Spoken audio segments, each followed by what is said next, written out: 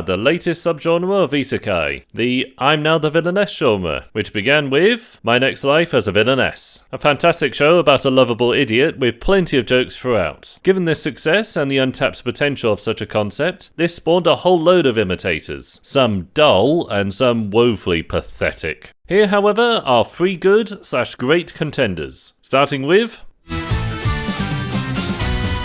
Much like the vending machine anime, I doubt anyone expected this one to be good. Dad's been reincarnated, huh? Amazingly, however, this one kinda worked. A civil servant who really likes anime gets hit by the titular white van and ends up the villainess of the game his daughter was playing. We then follow a very similar plot to My Next Life. She becomes very friendly instead of dastardly mean and ends up the love interest of all routes in the game. The main differences being that the protagonist is a middle-aged parent on the inside, so he approaches all conversations with this mindset, and the fact he's in a coma and his wife and daughter are watching him go through the game. So while it's not massively different, the show has plenty of funny moments and there's little wrong with it.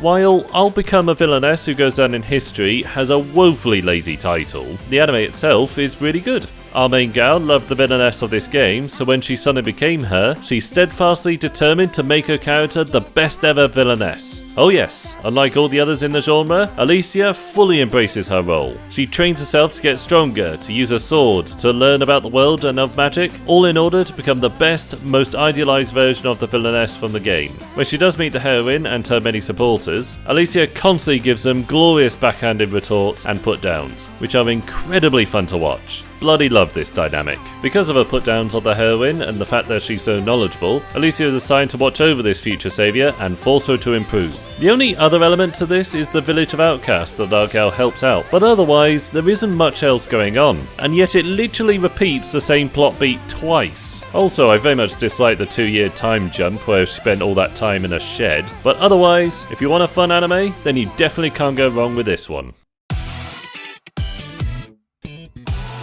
Villainess 99, I'm not saying the whole title, is fully a comedy anime, where our isekai protagonist, Villainess, finds herself as the secret boss of this romance game. Therefore, she secretly trains for the inevitable fight with the Demon King and potentially the heroine. In doing so, she becomes impossibly overpowered, which gets immediately revealed to everyone in the school. What I love most about this show is her blasé, blank stare attitude, despite the insane power she displays and all the other horrified reactions to her. It's great.